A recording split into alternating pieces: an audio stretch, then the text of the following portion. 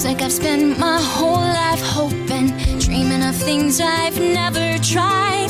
Tangled in knots, just waiting for my time to shine. What if the doors began to open? What if the knots became untied?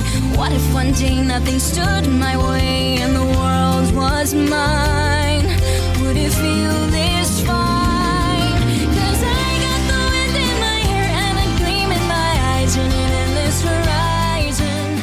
I got a smile on my face and I'm walking on. Hello and welcome back to Patreon with Cheese. I'm joined as always by, a common acquaintance, Elizabeth Eston. How are you doing, Liz? I'm good. Feeling all right? Feeling good? I'm feeling all right. Yeah. No boyfriends have tricked me into stealing Price's artifacts. Well, that's good. That's good. But are you also going into a 24 style like Law and Order episode? I mean, I wish I was. It'd be fun as hell. I mean, it wouldn't be fun as hell to, be going to prison. That's true. Going to prison is bad, but it's Disney prison. It shouldn't be too bad. Joke was so edgy, I disappeared. Jess, you froze again. Did you hear my joke though? I didn't hear your joke. Okay, good. It was very edgy. I was like, oh no. Well, good. Did We may have to cut it. I think if you didn't hear it, it didn't go up. That's true. So we'll just never know. We'll never know. It's a mystery. So the first episode, Cassandra might be a heterosexual. I don't believe it. Yeah, I don't believe it. No, Like she's we a have lesbian. all last episode showing this cute boy simping after her, the short king, and Short then this king. tan, dark, and handsome guy. Yeah, played by fucking Dennis the Pager King. Ooh, Dean Winters. what's that from? 30 Rock. Liz Lemon's boyfriend. Oh, He's yes. trying I knew he was evil because he was played by Dennis the Pager King. He just has a scary looking face. He does. He's also that guy from those insurance commercials that Oh yeah. tells you all the disastrous things that are happening. That's what he's more well known for. But when I see him as Dennis. So Yeah. The episode was fun. Like I like the hot air balloon stuff. I like the hot air balloon stuff. I like how Dean Winters is trying to sound like all sexy, Hello. like seductive. Like, hello, I'm a handsome prince-like person.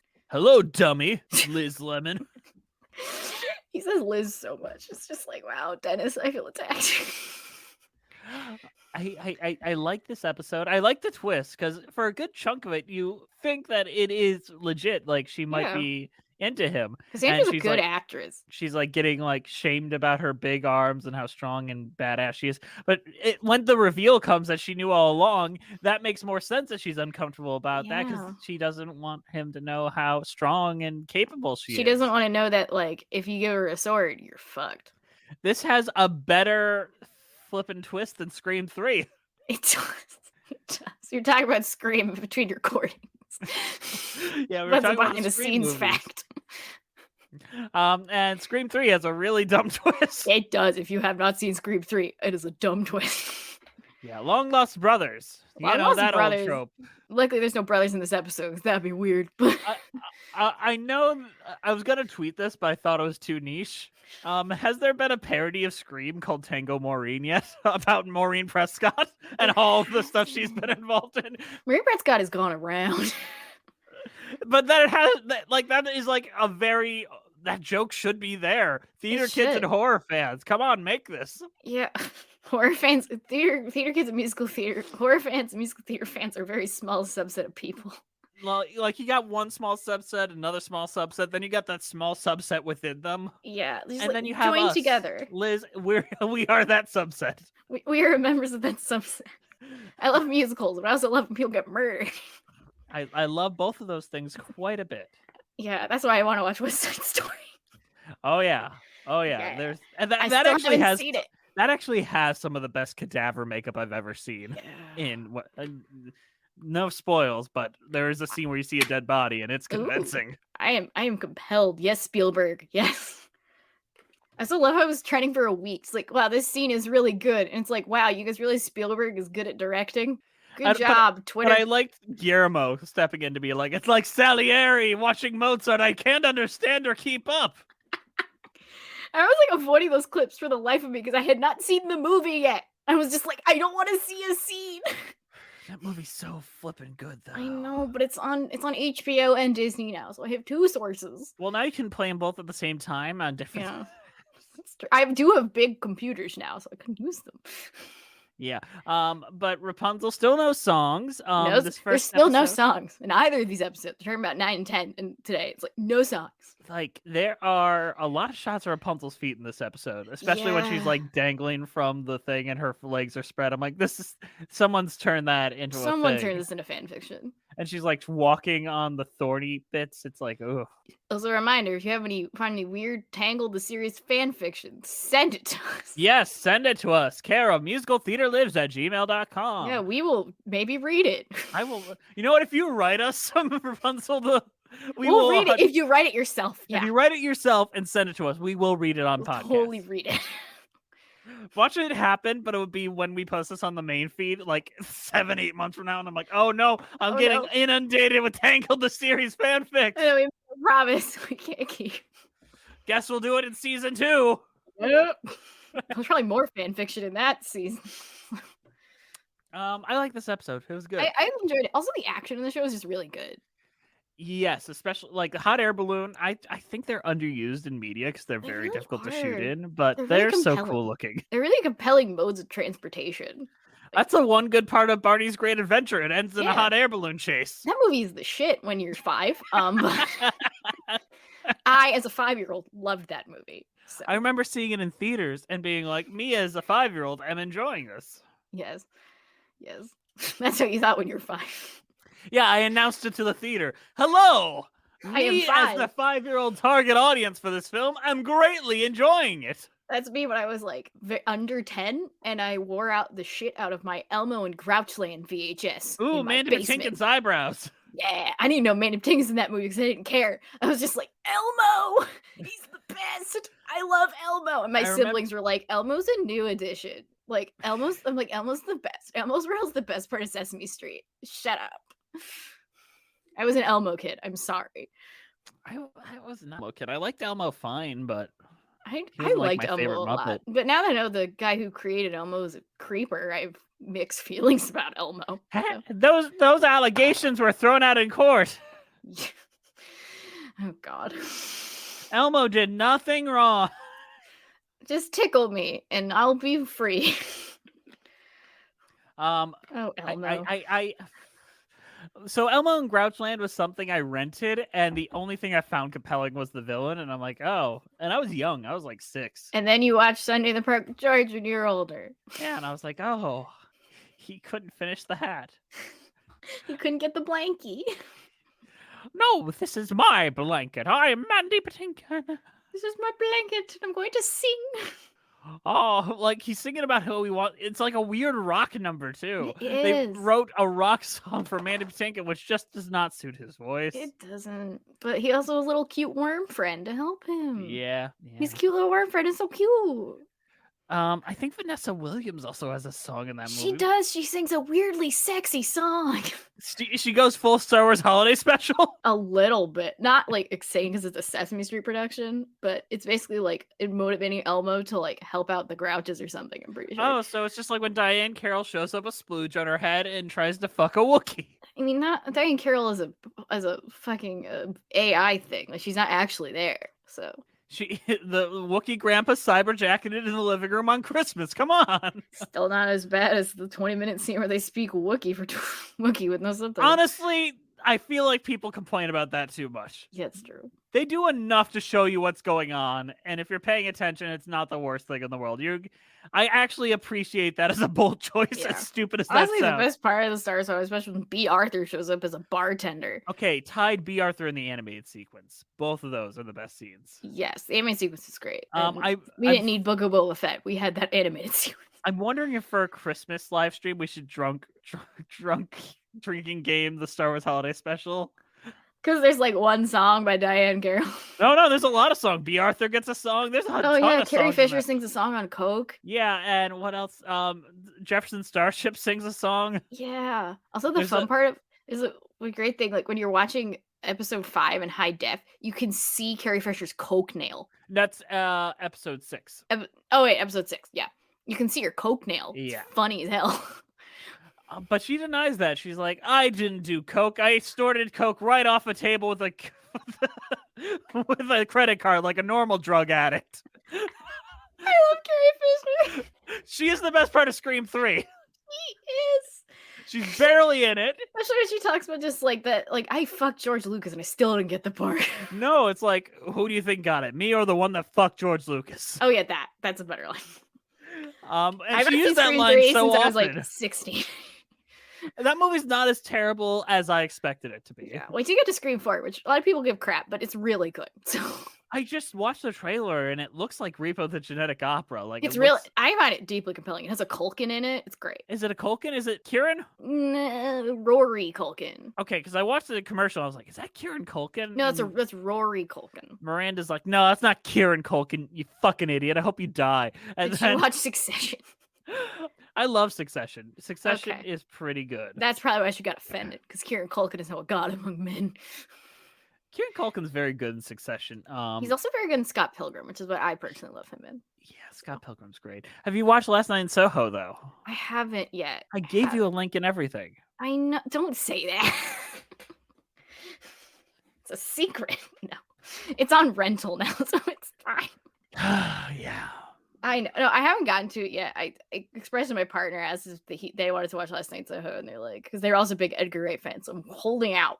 Because I want your thoughts, because a lot of men are coming up to me like, it's bad for women, and I'm like, Edgar. And then the women are like, it's not that bad. Yeah, that's exactly it. Every woman I've watched it with was like, no, that show is that. It's like the reverse of Mother, because like a lot of women hated that, and a lot of men liked it.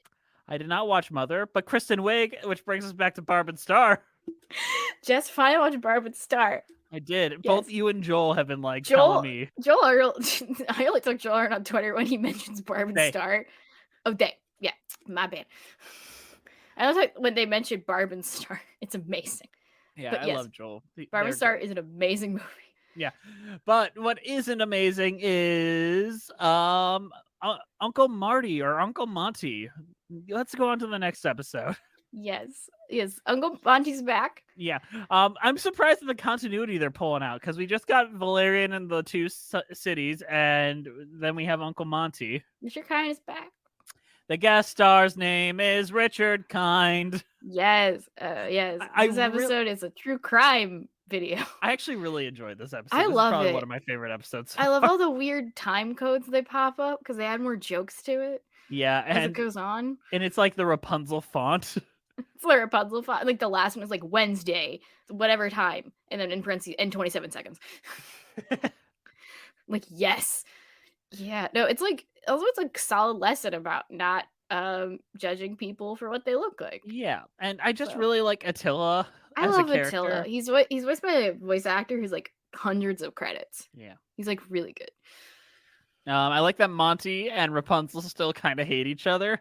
I like their dynamic. It's fun. Yeah, like I'm glad they brought it back. Like I would have been happy if they had kept it where it was at the end of that one episode, but I'm happy that there's more to say there. Yeah, but there is a mentioning the cheese barefoot for the first time in like 10 episodes. Yeah. Because she steps in like the goo. She steps in like maple syrup. Yeah, I think it's maple syrup. So there was one thing odd about this episode. So he mentioned Milton the goat. Milton the goat. Is he someone we've seen before? Is he no? Because they say it like we all should know. Oh yeah, Milton. Milton, our favorite. I don't. Okay, we're watching these like week by week, so I'm not binging this. Neither of us really are. So maybe Monty the Goat was mentioned in a prior episode, but I do not remember Monty the Goat. But now we act like Monty's a character. Yeah, like it was very weird, and I'm like, okay. Is this someone we should know about? Yeah, but he's like a major plot point. He is, because he turns out to be the murderer. He and Paul F. Tompkins did it. Yeah, Paul F. Tompkins did it because he was sleeping. Yeah, I thought this episode was just pure cute. I'm happy to have Richard Kind back. Like Richard Kind is just so like, I'm sure Richard Kind is kind of a dick behind the scenes, but like on camera, he's like he's very sweet. He's a lot of fun to just watch and listen to. And I like how they set him up to be like the logical person behind it. Oh, yeah. And they're just like, why are you always looking like that? He's like, I keep forgetting to put my glasses on. I love like I remember when they revealed, like, oh, Monty destroyed his own shop to mess with Attila and his career. Like, that's what happened, Yeah. right? That was my first thought. It definitely wasn't Attila. Yeah, like, and the fact that Monty's a little too nice, but then that goes with everything we've seen about him, where everyone just kind of likes Monty. Except I for like how Rapunzel. this goes to show that it's not black and white. Just because Yeah. Rapunzel doesn't like this guy doesn't mean he's secretly evil. No, it just means that they don't get along, and that's okay. He doesn't get Yeah. along with everybody. I mean, I do, but other people don't. Yeah, sometimes you're gonna come across people you don't get along with, and that's okay. Sometimes you got to work even harder to make them your best friend, especially if they really have a distaste for you. You got to work harder. Rapunzel, step back. No. You got to work even harder because you have to be friends with everyone, Liz. I am not. I know. I teasing. I know. Forgive us if this is a short Rapunzel Light episode, but my gosh, there's not much to say about these two episodes. They're just really cute. Really good. Cassandra does get sidelined in the second episode, though. And so does Eugene gets sidelined in this episode. In the last episode, he has a running thing about how the prince, his name's Andrew. Ooh, that's rough. Yes, he's not a prince though, so I just got him mixed up. He's just a rebel. Well, let's talk about the last episode a bit for a second, because we start with like this long backstory about Solaris. Yeah, and their history, which is the name of a George Clooney movie, but I'm not going to get into that. That movie's about space, I think. I've never seen it. So it starts with this backstory about like Solaris and the kingdom of a Corona beer. I'm saying beer in front of that, so I'll get in trouble. Basically, like they hated each other, and because of this book, and then the queen of the George Clooney movie comes to the kingdom of Panorama. And then they meet, and then the queen looks at the end of the book, and then it's revealed that the king loves her, and then they get married, even though they had years of animosity and war between them. Hey, sometimes I think that's how the Ukraine-Russia conflict's gonna end. So who's Putin gonna fall in love with? Zelensky. Oh God, that's a power couple. Yeah, by power couple we mean dictators. Who's Dear gonna God. be the bottom? Okay, we're in the middle of World War III. Who's gonna draw the fanfic of that one? Oh no, someone on TikTok probably did. It's just somewhere deep in the algorithm. Have you seen the video where the lady's like, "Dear Putin, I wish I was your mother"? I tried. I watched a little bit of that video and I nearly died. I think me and Andrew had it like embolism because we were laughing so hard at that. Yeah, I was going on Twitter and I just watched the first minute or so because it goes on for way too long. And I was like, oh no. I backed out. I backed out. I was like, I can't hear this lady talk about how Putin needs to be loved. I had a thought last time we recorded musicals with Cheese, which was, man, will we still like have a planet by the time this episode gets released? That was a literal thought I had during our last recording session. Oh God, I hope we have a planet. And I'm thinking about that right now. Like, man, will the Earth even exist in its current form by the time this episode about Rapunzel goes out to the world? I have no idea. But we have Barb and Star to save us. Yeah, that'll be the last thing I watch. Like, and Trish. Most importantly, we have Trish. Yes, Reba McEntire. Spoilers. Yes. Also, watch Barb and Star. I'm not telling you the premise because I refuse to tell anyone the premise of that movie. Just watch it. It was a delightful discovery. Like the first 30 seconds, like the first opening scene of that movie was magical. Incredible. I do want to say Kristen Wiig plays a better villain in Barb and Star than she did in Wonder Woman. Like a more compelling, engaging villain character. Oh no, I love Kristen Wiig in that part. It's like I didn't think she'd be good as the antagonist, but it was like she's so good. She's so good in everything. I was like Annie Mumble is really good. Like given less to do. Yeah, but she's a screenwriter, not an actress. So it's not her normal gig, but she's like, I'm gonna do this. And then Jamie Dornan's just wonderful. Yeah, that was. He's so good. I didn't like Jamie Dornan until I watched this movie. Agreed. One of the Wayans brothers is in it? Yeah, I forgot which one. His running gag might have been the one that every time I. So funny. I know you didn't recognize me because of my disguise. Yes, I did. He's just constantly giving him too much information. Also, the culottes thing. The movie literally opens with the dictionary definition of a culotte, and I knew it was the best movie ever. I was like, "What do culottes have to do with anything in this movie?" And then the first scene happens, like, "Oh, this is that movie," and it saves the world.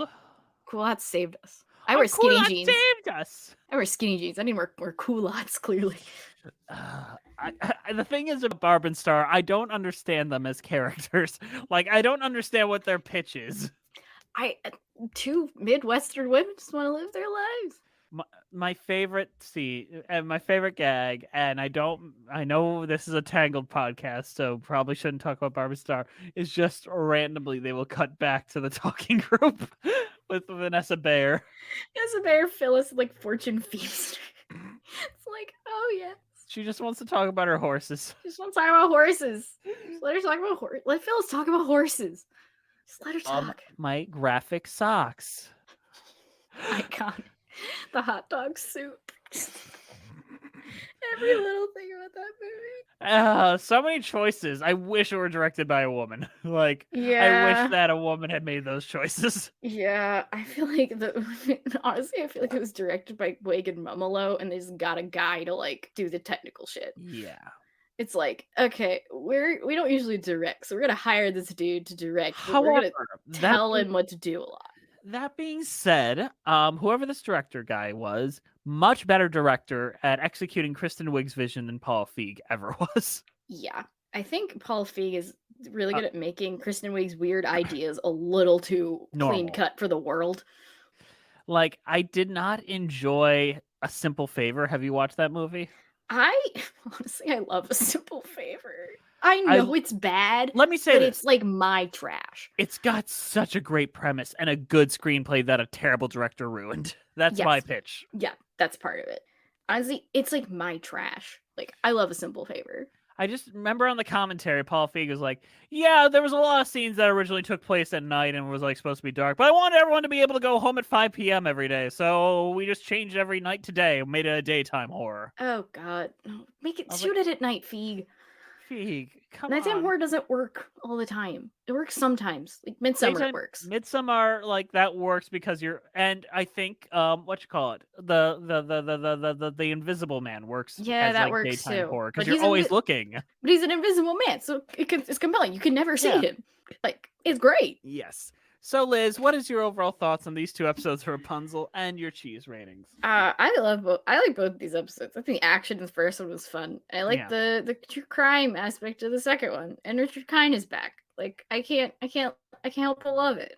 Yeah, I agree. love Richard Kind. Richard Kind is the shit.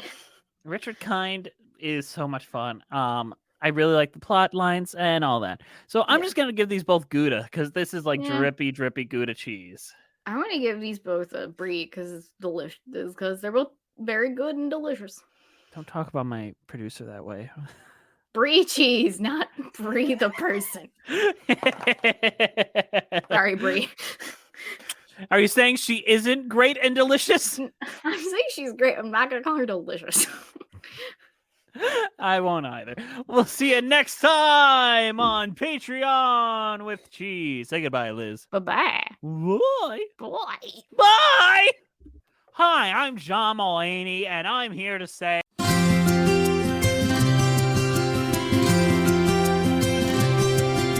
Seems like I've spent my whole life hoping, dreaming of things I've never tried. Tangled in knots, just waiting for my time to shine. What if the doors began to open? What if the knots became untied?